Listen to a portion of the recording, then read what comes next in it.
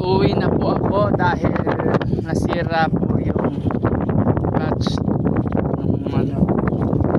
So naisip ko punta muna ako dito sa dampa. Tingin ako ng remedyo doon kaysa umuwi ako kasi malayo pa yung uuwian ko eh. So remedyoan ko na lang, hanap tayo ng pamalit doon sa pin niya, yung kanyang lock pin.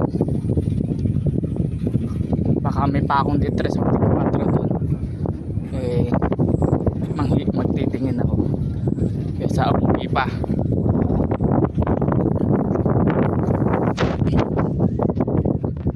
Ayun yung sa dampa. Ayan, nandito na po tayo.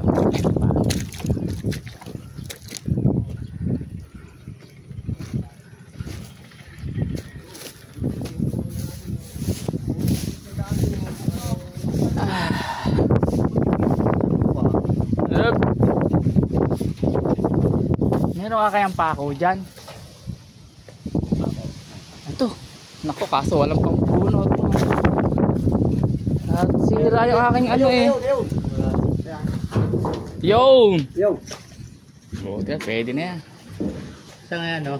Naputol yung ano, yung sa clutch, yung lock. Sa suyod.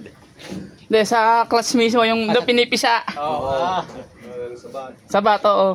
Ako, kamad yung lagay ko Ano na yun eh, yung pakong D3 eh, naputol din. Ito matibay yung Yoro, matibay ito. Yo, medyo ito, bago-bago pa. Meron ako initsa pa dyan eh, nasa pali. Dito eh. Buti nakahadaan dito. Bala kayo umuwi pa eh. Isang pilapil na eh. Kaganong kahoy, may pako din yun.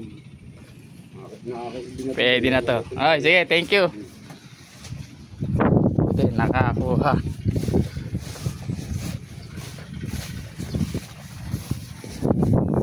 Tuloy ang trabaho. Natatapos ko yata yun.